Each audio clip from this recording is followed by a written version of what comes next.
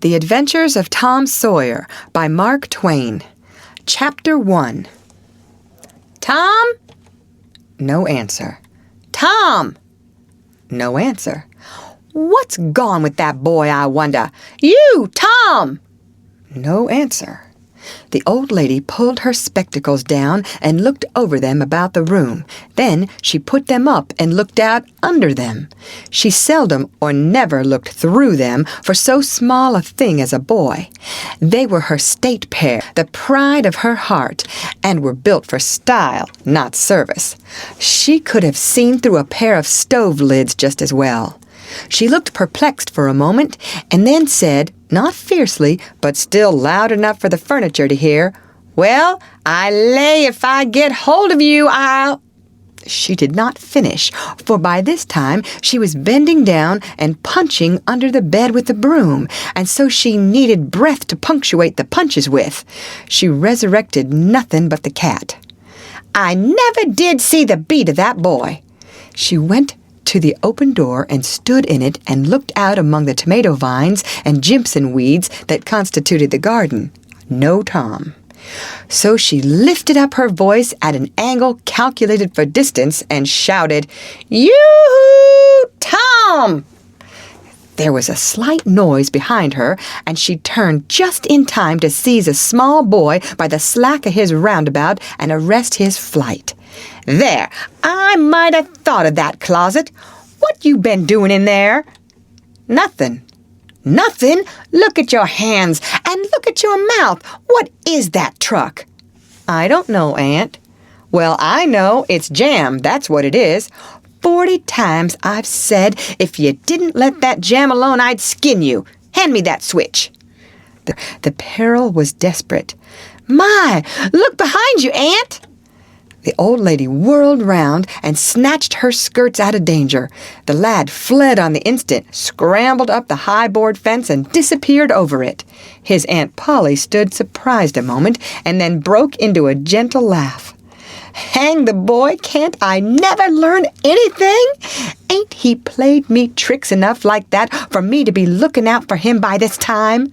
But old fools is the biggest fools there is. Dog new tricks, as the saying is. But my goodness, he never plays them alike 2 days, and how is a body to know what's coming? He 'pears to know just how long he can torment me before I get my dander up, and he knows if he can make out to put me off for a minute or make me laugh, it's all down again, and I can't hit him a lick. I ain't doing my duty by that boy, and that's the Lord's truth, goodness knows. Spare the rod and spoil the child, as the good book says. I'm a-laying up sin and suffering for us both, I know. He's full of the old scratch, but laws a me, he's my own dead sister's boy, poor thing, and I ain't got the heart to lash him somehow. Every time I let him off, my conscience does hurt me so, and every time I hit him, my old heart most breaks. Well, well, man that is born of woman is a few days and full of trouble, as the scripture says, and I reckon it's so. He'll play hooky this evening, and I'll just be obleeged to make him work tomorrow to punish him. It's mighty hard to make him work Saturdays when all the boys is having holiday, but he hates work more than he hates anything else, and I've got to do some of my duty by him, or I'll be the ruination of the child. Tom did play hooky, and he had a very good time. He got back home barely in season to help Jim, the small colored boy, saw next day's wood and split the kindlings before supper. At least he was there in time to tell his adventures to Jim, while Jim did 3/4 of the work. Tom's younger brother, or rather half-brother, Sid, was already through with his part of the work, picking up chips, for he was a quiet boy and had no adventurous, troublesome ways. While Tom was eating his supper and stealing sugar as opportunity offered, Aunt Polly asked him questions that were full of guile and very deep, for she wanted to trap him into damaging revealments. Like many other simple-hearted souls, it was her pet vanity to believe she was endowed with a talent for dark and mysterious diplomacy, and she loved to contemplate her most transparent devices as marvels of low cunning. said she. "Tom, it was middlin' warm in school, warn't it?" "Yes'm." "Powerful warm, warn't it?" "Yes'm." "Didn't you want to go in a swimmin', Tom?" A bit of a scare shot through Tom, a touch of uncomfortable suspicion. He searched Aunt Polly's face, but it told him nothing, so he said, "No'm." "Well, not very much." The old lady reached out her hand and felt Tom's shirt and said, "But you ain't too warm now, though."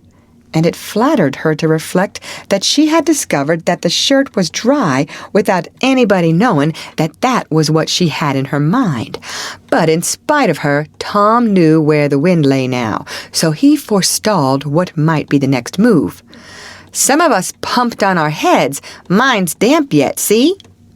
Aunt Polly was vexed to think she had overlooked that bit of circumstantial evidence and missed a trick. Then she had a new inspiration.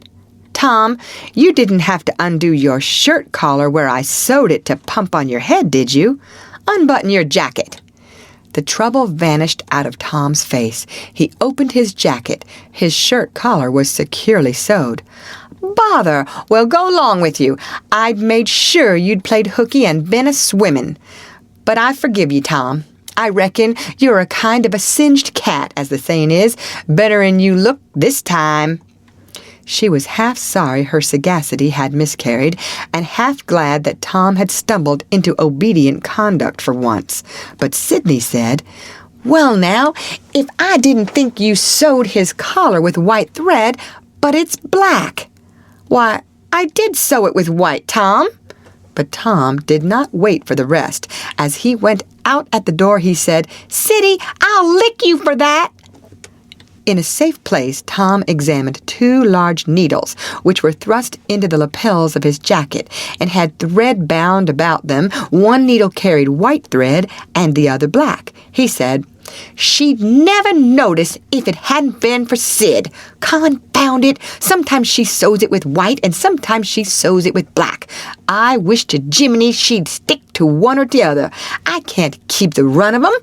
But I bet you I lamb Sid for that. I'll learn him." He was not the model boy of the village. He knew the model boy very well, though, and loathed him. Within 2 minutes, or even less, he had forgotten all his troubles, not because his troubles were one whit less heavy and bitter to him than a man's are to a man, but because a new and powerful interest bore them down and drove them out of his mind for the time, just as men's misfortunes are forgotten in the excitement of new enterprises. This new interest was a valued novelty in whistling, which he had just acquired from a Negro, and he was suffering to practice it undisturbed. It consisted in a peculiar bird-like turn, a sort of liquid warble produced by touching the tongue to the roof of the mouth at short intervals in the midst of the music. The reader probably remembers how to do it if he has ever been a boy. Diligence and attention soon gave him the knack of it, and he strode down the street with his mouth full of harmony and his soul full of gratitude.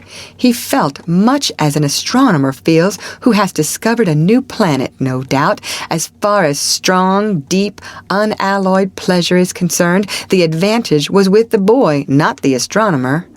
The summer evenings were long. It was not dark yet. Presently Tom checked his whistle. A stranger was before him, a boy a shade larger than himself. A newcomer of any age or either sex was an impressive curiosity in the poor little shabby village of St. Petersburg. This boy was well-dressed, too, well-dressed on a weekday. This was simply astounding. His cap was a dainty thing, his close-buttoned blue cloth roundabout was new and natty, and so were his pantaloons. He had shoes on, and it was only Friday. He even wore a necktie, a bright bit of ribbon. He had a citified air about him that ate into Tom's victuals. The more Tom stared at the splendid marvel, the higher he turned up his nose at his finery, and the shabbier and shabbier his own outfit seemed to him to grow. Neither boy spoke. If one moved, the other moved. but only sidewise in a circle. They kept face to face and eye to eye all the time. Finally, Tom said, "I can lick you." "I'd like to see you try it." "Well, I can do it." "No, you can't either." "Yes, I can." "No, you can't." "I can." "You can't." "Can." "Can't." An uncomfortable pause. Then Tom said, "What's your name?" "'Tisn't any of your business, maybe." "Well, I 'low I'll make it my business." "Well, why don't you?" "If you say much, I will." "Much, much, much. There now." "Oh, you think you're mighty smart, don't you? I could lick you with one hand tied behind me if I wanted to." "Well, why don't you do it? You say you can do it." "Well, I will if you fool with me." "Oh, yes, I've seen whole families in the same fix." "Smarty, you think you're some now, don't you?" "Oh, what a hat." "You can lump that hat if you don't like it. I dare you to knock it off, and anybody that'll take a dare will suck eggs." "You're a liar." "You're another." "You're a fighting liar and doesn't take it up." "Aw, take a walk." "Say, if you give me much more of your sass, I'll take and bounce a rock off on your head." "Oh, of course you will." "Well, I will." "Well, why don't you do it then? What do you keep saying you will for?" "Why don't you do it?" "It's because you're afraid." "I ain't afraid." "You are." "I ain't." "You are." Another pause, and more eyeing and sidling around each other. Presently, they were shoulder to shoulder. Tom said, "Get away from here." "Go away yourself." "I won't." "I won't either." So they stood, each with a foot placed at an angle as a brace, and both shoving with might and main, and glowering at each other with hate. But neither could get an advantage. After struggling till both were hot and flushed, each relaxed his strain with watchful caution, and Tom said, "You're a coward and a pup. I'll tell my big brother on you, and he can thrash you with his little finger, and I'll make him do it, too." "What do I care for your big brother? I've got a brother that's bigger than he is, and what's more, he can throw him over that fence, too." "That's a lie." "Your saying so don't make it so." Tom drew a line in the dust with his big toe and said, "I dare you to step over that, and I'll lick you till you can't stand up. Anybody that'll take a dare will steal sheep." The new boy stepped over promptly and said, "Now, you said you'd do it. Now let's see you do it."